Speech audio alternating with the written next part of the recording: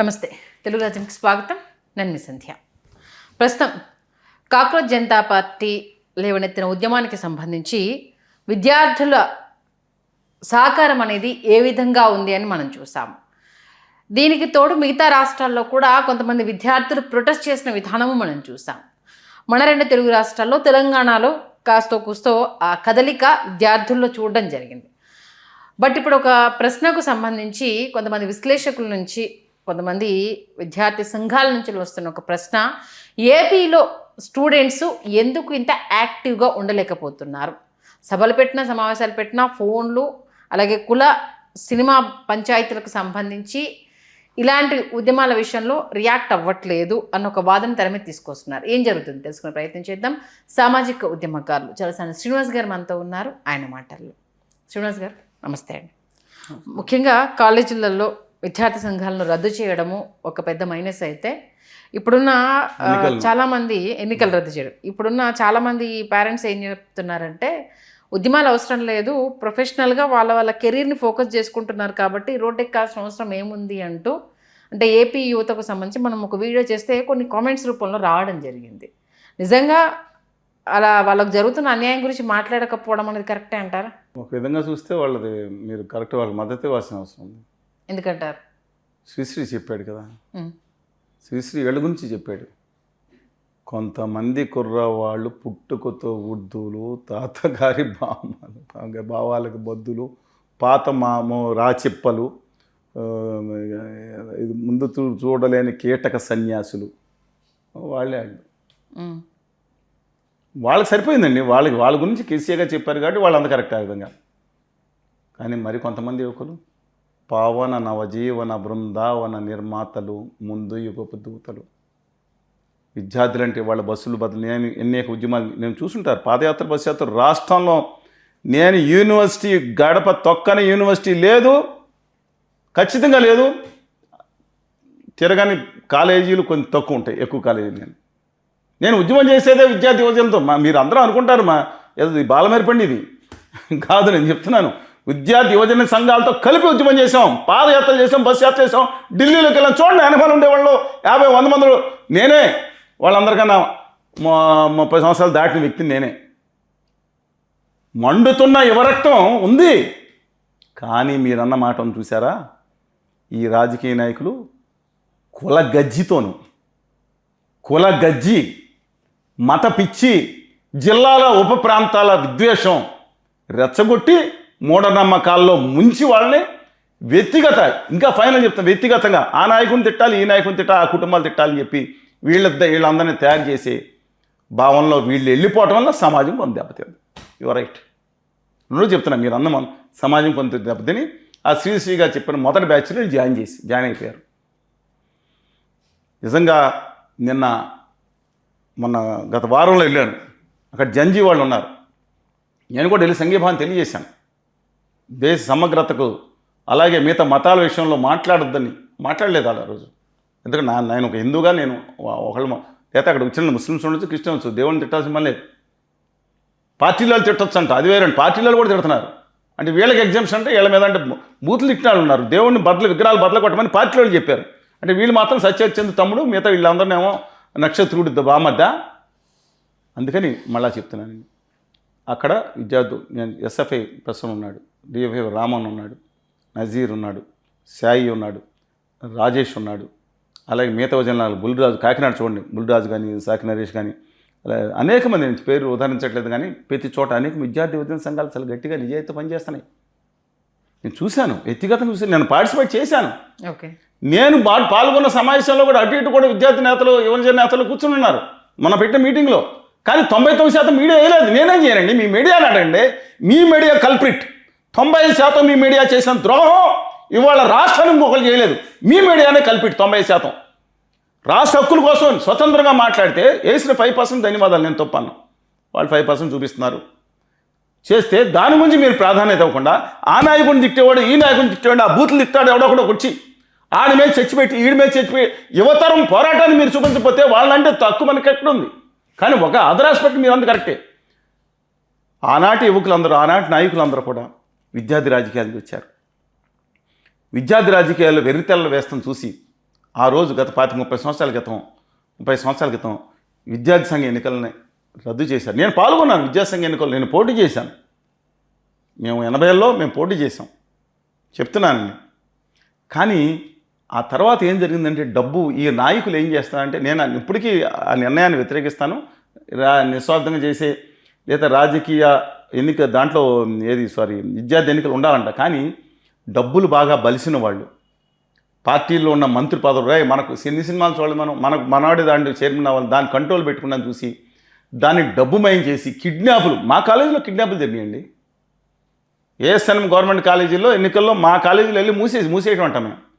అంటే ఆయన రాత్రి వెళ్ళిపోయి క్యాండిడేట్ పోటీ చేసాక మూసేసి లోపల వేసేసి ఆడికి పంచపక్ష పరిమాణాలు పెడతాం కానీ తలుపులేసేస్తారు. ఇలా చేసిన సందర్భం అంటే ఒక అంగం తప్పడితే అంగాన్ని ఖండించుకోం కదా, దాని మీద సరైన చర్యలు తీసుకుంటే, ఎవరైనా తప్పు చేస్తే పోలీసులు కనుక గట్టిగా రాకుండా చర్యలు తీసుకుంటే బాగుండేది. అందువల్ల మనకు వచ్చిన గొప్ప నాయకులందరూ విద్యార్థి నాయకులే వచ్చారు చాలామంది, 90%.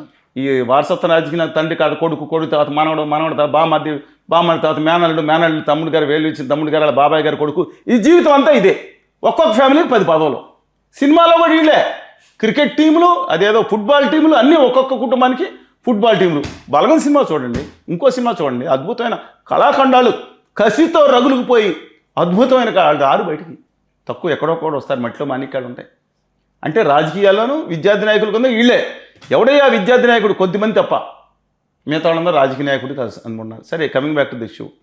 ఆంధ్రప్రదేశ్లో ఖచ్చితంగా ఒక చైతన్యం ఉంది, కానీ మీడియా చూపించట్లేదు 95%. ఎటో ఒకటి అంటే అవతల నాయకుడు కళ్యాణ్ బాబు గారికి 4 పెళ్ళిళ్ళని 5 పెళ్ళిళ్ళని ఎవడో కూడా మాట్లాడితే అది వార్త ఎట్ట అవుద్దండి? ఆయన వ్యక్తిగతం ఎవరైనా వచ్చి కంప్లైంట్ చేశారా? దాని మీద మీరు చర్చ పెడతారా?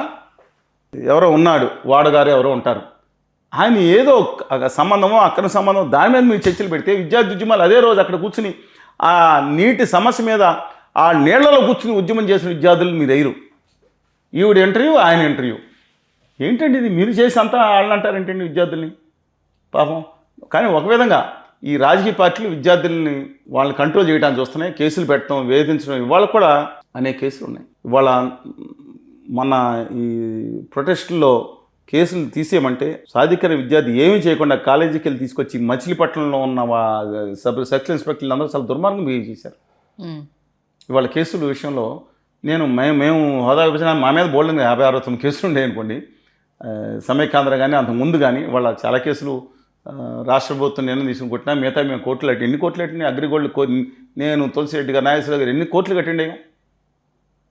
చెప్తున్నాను, ఇబ్బంది లేదు. కానీ ఒకటి చెప్తున్నాను, దయచేసి ఆంధ్రప్రదేశ్లో యువతకు ముంచి చెప్తున్నా, తెలంగాణలో యువతలో పోరాటతత్వం ఉంది. అదే పోరాటతత్వం, అదే తెలుగు తల్లిబిడ్డ సహోదరులు, ఒకే తెలుగు తల్లి గర్భా నుంచి పుట్టిన వాళ్ళం మనం. కానీ తెలంగాణ ఏదైనా కమ్ వాట్ ఎవర్, శ్రీకాకుళం సాయుధ పోరాటం ఎలా ఉందో తెలంగాణలో సాయుధ పోరాటం అన్నీ మనం చూసాం.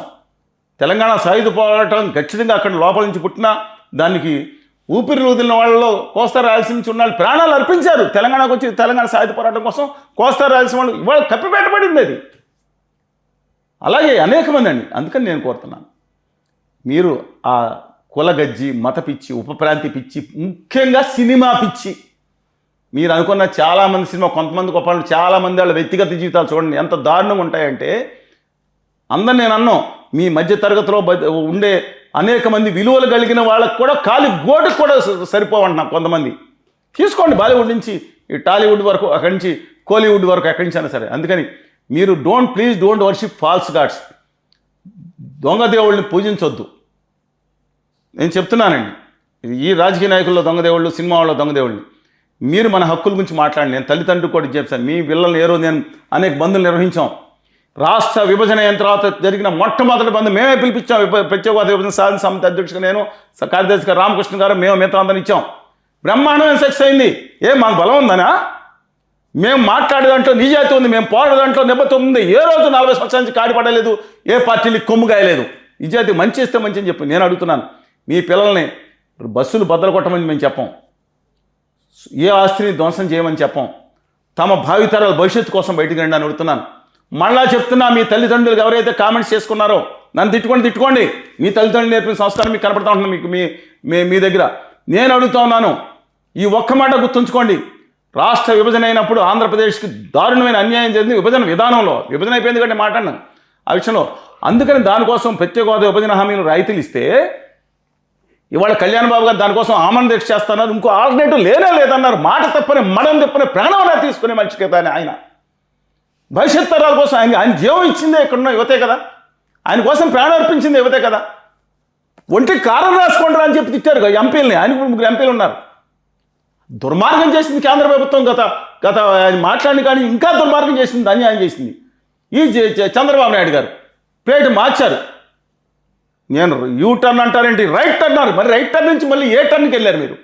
ఎందుకంత భయం మీకు? దుర్మార్గం చేశారు. వాళ్ళ అరెస్ట్లో కేంద్రంలో ఉన్న ఉత్తర భారతీయ జనతా పార్టీ హస్తం మీ అరెస్ట్లో ఉంది. వాళ్ళే మిమ్మల్ని బెదిరించి లాక్కున్నారు అనేది కనపడుతుంది. కానీ రాష్ట్రానికి అమరావతి అప్పులతో కట్టుకోవాలి. 60,000 కోట్లు ఇవ్వలేదు. పోలవరాన్ని కావాల్సిన స్టేజ్ 2 అని 40,000 కోట్లు ఇవ్వకుండా ఏడిపిస్తున్నారా? ఏం చేస్తున్నారు? పెచ్చగోదా రాయితీలో లేదా? ఇక జగన్మోహన్ రెడ్డి గారు ఎందాకైనా అన్నారు. వాళ్ళిద్దరూ డైరెక్ట్గా అయితే మీరు దొడ్డిదారిని వాళ్ళకి గులాం. నిన్న కూడా ఈ జంజీ గురించి ఉద్యమం మీద పాపం మీరు పొగుడుతా మాట్లాడతారు, నేను తీసుకున్నారని. త్యాగం చేసింది ఎవడో, మీరు ఎవరిని పొగుడుతున్నారు? మీ అనమాలు ఉన్న యువత, కష్టం యువత ఉన్నారు. 39.37% ఓటింగ్ వచ్చిన ప్రతిపక్ష నేత మీరు. వాళ్ళు గుర్తింపు కోల్పోయినా మీరు ఎందాకైనా అన్నారు. ఎందాకైనా దాన్ని తీసుకెళ్ళి వాళ్ళకి కాళ్ళ చెంతన తీసుకెళ్ళి మన హక్కుల్ని తాకట్టు పెట్టలేదా మీరు? అధికార పక్షులు ఇద్దరు కూడా. నేను అడుగుతానండి వాళ్ళ. ఇక ఉత్తరాది సనాతన కాదు ఏదండి మన వైఎస్ఆర్ తెలంగాణ పార్టీ మాజీ అధ్యక్షురాలు అది తెలంగాణకి ముఖ్యమంత్రి అవుతానని ఛాలెంజ్ చేశారు. ఆ పక్క రాష్ట్రాన్ని ఆంధ్రప్రదేశ్కి నాకు సంబంధం లేదని కుండ బద్దలు 10 సార్లు కొట్టారు. పాపను ఎత్తి మీద హెలికాప్టర్లు దింపుకున్నామండి. ఆవిడ వచ్చి రాగానే వాళ్ళ అన్నగారి ఆస్తుల మీద లేదా మిగతాది మాట్లాడుతున్నారు. ఏం జరుగుతుంది? నేను మళ్ళీ చెప్తున్నాను దయచేసి. ఇవాళ మీరు గనక మీ యువకుల్ని రండి, బయటికి రండి, ఏం చేయకరు, నిలబడండి, కసితో నిలబడండి, మీకోసం నిలబడండి, మీ భవిష్యత్తు కోసం నిలబడండి. ఎవడో మార్వాడి వాళ్ళు గుజరాతీ వాళ్ళు కంపెనీలు పెట్టుకోండి తప్పని నేను అనండి. మార్వాడి గుజరాతీ పోండి. కానీ నా రాష్ట్ర ప్రజలు, నా రాష్ట్రం మాకు 2 రాష్ట్రాల కన్నా ఆంధ్రప్రదేశ్ రాష్ట్ర ప్రజలు, తెలంగాణ ప్రజలు కట్టిన మీ పళ్ళు ఓడగొట్టి కట్టిన పన్నుల్లోంచి వాళ్ళకి 20,000 కోట్లు, 40,000 కోట్లు, 50,000 కోట్లు రైతులు ఎవడబ్బా సొమ్మనిస్తున్నారు. అందులో వచ్చే ఉద్యోగాలన్నీ సెక్యూరిటీ గార్డుల ఉద్యోగాలు కావాలా? మీ పిల్లలకు గ్యారంటీ ఏముందని అడుగుతున్నాను నేను. మీ యువకుడు, మీ కొడుకు, మీ తమ్ముడు, మీ అన్న, మీ చెల్లి, మీ అక్క ఒక్కొక్కళ్ళు కిరణ్ మజుందార్ సార్ చూడండి, ఎంతమంది చూడండి, కెపాసిటీ ఉంది. కొంచెం వాళ్ళకి కావాల్సిన టెక్నికల్ నో, కొంచెం ఈ విభజన హామీలు 100% రాయితీలు 10 సంవత్సరాలు ఇవ్వనండి. దమ్ముండి ఒక్కొక్కడు బ్రహ్మాండ బజాజ్ తాత అవుతాడు. ఒక్కొక్కడు బజాజ్ కాదు, బజాజ్ తాత అవుతాడు. అమ్మాని పెదనాన్న అవుతాడు. ఒక్కొక్కడు ఈ ఆదాని గురించి వాళ్ళు పెట్టుకుంటారని చప్పట్లు తెచ్చుకుంటే వాళ్ళ కాళ్ళు మొక్కుతా వాళ్ళు దాంట్లో సెక్యూరిటీ గార్డు ఉద్యోగాలు చేద్దామా? నేను ఎప్పుడు ఉద్యమం ఆపలేదు. మళ్ళీ చెప్తున్నానండి, 2019 నుంచి మీ మేజర్ మీడియా మమ్మల్ని ఆపేసింది. అటు ఇటు స్వతంత్రంగా ఉన్న మేజర్ మీడియా 90% మేము చేసిన ఉద్యమాలు చూపించలేదు. పొరపాటు వాళ్ళది. నేను అడుగుతున్నాను, దయచేసి విద్యార్థుల తల్లిదండ్రులారా, మీ పిల్లల్ని హింసాత్మక ఘటనలు పంపించమంటలేదు, రమ్మనండి. వాళ్ళ భవిష్యత్తు కోసం ఎక్కడోకి వెళ్ళి అలో లక్ష్మాన్ని మేము వలసవాదులుగా ముద్ర వేయించుకుని ఎక్కడో ఎప్పుడు ట్రంప్ తన్నేస్తాడో తెలియదు, ఎప్పుడు కేసీఆర్ గారు ఏమంటాడో తెలియదు, ఎప్పుడు ఇంకొకటి ఏమంటాడో తెలియదు. మీ ఊరికి, మీ ఇంటి పేరుకి, మీ ఇంటికి గౌరవం తీసుకొస్తాడు ఇండస్ట్రియలిస్ట్ అయితే. 15 లక్షల మంది ఇండస్ట్రీలు అవుతారు. కళ్యాణ్ గారు 10 లక్షలు ఇస్తున్నారు ఒక్కొక్కరికి, కాన్స్టిట్యూన్సీకి 500 చొప్పున. ఇప్పుడు 2 సంవత్సరాలు అయిపోయింది, ఇంకా 1000 మందికి ఇచ్చారో తెలియదు, ఇవ్వలేదు అంటున్నారు. కానీ చంద్రబాబు నాయుడు గారు ఉపాధి, ఉపాధి ఏంటండి? నేను అడుగుతున్నాను, మీరు మన యువతకు ఉపాధి కల్పించండి దయచేసి. ఇక జగన్మోహన్ రెడ్డి గారు, మీరు ప్రతిపక్షం ఉన్నారు, మీరు కూడా కాడి పడేస్తారు. ధైర్యంగా నిలబడి ఇప్పటికన్నా బయటికి రండి. చంద్రబాబు నాయుడు గారు తిడతానుకో, ఆయన తిడతానుకో, లేకపోతే ఎవరైనా చనిపోతే సంఘీభావం తెలియజేయండి. దానికోసం ఉద్యమం చేయడం కాదు. మీ మేనిఫెస్టో మావి జగన్, మీ మేనిఫెస్టో మావి జగన్ ఏంటంటే యువత విద్యార్థుల కోసం మాట్లాడే కెపాసిటీ ఉంది. మీరు యూత్గా కనపడతారు. మీ మేనిఫెస్టో ఎవడండి మీకు చెప్పిన బుర్ర తక్కువ వాడు ఎవడో మీకు అడ్వైస్ ఇచ్చినాడు ఎవడండి? నిలబడండి, కసిగా నిలబడి అవుతాం. మేము ఎప్పుడు కాడిపడలేదు, మేజర్ మీడియా చూపించట్లేదు. మేము నిన్న కూడా 4 రోజుల క్రితం కూడా ఉద్యమం చేస్తానున్నాం, రోడ్ల మీద తిరుగుతామనున్నాం, దండాల్లో పాల్గొంటున్నాం. 99% చూపించడం. మేము ఎక్కడికి వెళ్ళిపోయాం, చర్చలు కూడా పిల్లలు. ఏం పాపం చేస్తాం? మేము చెప్పులు తీసుకొట్టామా? పక్కన బూతులు తిట్టాము, పక్కనే సంస్కారయుతంగా విధానపరంగా మాట్లాడతాం, వ్యక్తిగతంగా ఎవరిని కూడా విమర్శించడం. దయచేసి గుర్తుంచుకోండి తల్లిదండ్రులు అవుతారా, రండి, ముందుకు రండి. మీ భవిష్యత్తు మీ చేతిలో ఉంది. ఎవడుగు పుట్టిలో మీ జుట్టు పెట్టుకోవద్దు. మీ భవిష్యత్తు మీది. కొలగజ్జి మతపిచ్చిలో లోను కావద్దని చెప్తున్నాను. దమ్ము నేవత, కలిజేవత, ప్లీజ్ కమ్. ఖచ్చితంగా చాలా ఆవేదనతో రావాలండి, వాళ్ళు రావాలండి, కసితో రావాలి, ఒక్కొక్కరు రావాలి. పోసుకోవాలి కాబట్టి ఎక్కడి నుంచి కూర్చొని చర్చా ఎదుగు పెడతారు. వీళ్ళు వాళ్ళని తిడతాం, వాళ్ళని ఏళ్ళని తిడతాం, వీళ్ళని తిడతాం. ఎందుకండి మీకు ఆ దిక్కుమాల అదేంటంటే ఆ వీడియోలు దిక్కుమాలిన బూతులు మాట్లాడిన వీడియోలు, లేకపోతే ఎవరికి అక్కన సంబంధాల వీడియోలు 10 లక్షలు, 30 లక్షలు, 50 లక్షలు వ్యూస్ అంట. ఎందుకండి? దానికి మీ భవిష్యత్తు కోసం నిర్మిస్తుంది. మీరు నిర్మించండి. మీరు హీరో అవ్వండి. ఎవడో మీకు హీరో అండి. మీ జీవితానికి మీరే హీరో కావాలని చెప్తున్నాను. నిజంగా ఒక వాలెట్ పాయింట్ చెప్పారు. ఎప్పుడు తెలంగాణలో ఏం జరుగుతుందో లేదు, ఎప్పుడు అమెరికాలో ఏం జరుగుతుందో లేదు, ఎప్పుడు బెంగళూరులో వాళ్ళ స్థానికత కోసం పోరాడుతున్న ఉదంతాలు కనిపిస్తుంటే, ఇక్కడ ఈ పోరాటం చేయకపోతే ఈ వలసలు అనేది ఆంధ్ర నుంచి ఎక్కువ అవుతాయన్న ఆవేదన చాలా స్పష్టంగా కనిపిస్తుంది. చూద్దాం మరి ఎవరి జీవితానికి వాళ్ళ హీరో కావాలని చెప్పండి. మీ జీవితానికి మీరు ఇవ్వండి. ఎవరి హీరో దగ్గరికి వెళ్ళి రక్తదానాలు ఇలా తిట్టు బొట్లు వాళ్ళకు కూడా కాదండి, వాళ్ళ ఫోటోలకి దిద్దడం, మీ దండల జీవితం, మీ జీవితానికి మీరు హీరో కండి. చూద్దాం ఎంతవరకు వాళ్ళు ఆలోచిస్తారనేది. మంచి విశ్లేషణ ఇచ్చారు. ధన్యవాదాలు సార్. ధన్యవాదాలు. హలో, తెలుగు రాజ్యం ఛానల్ చూస్తున్నారా? సామాజిక, రాజకీయ, జీవన చిత్రణే తెలుగు రాజ్యం. అతిశయోక్తులు, అసత్యాలు ఉండవు. రాజకీయ కోణం కాదు, ప్రజా కోణమే కొలబద్ద. తెలుగు రాజ్యం వీక్షణ మీ ఉత్తమ అభిరుచికి నిదర్శనం.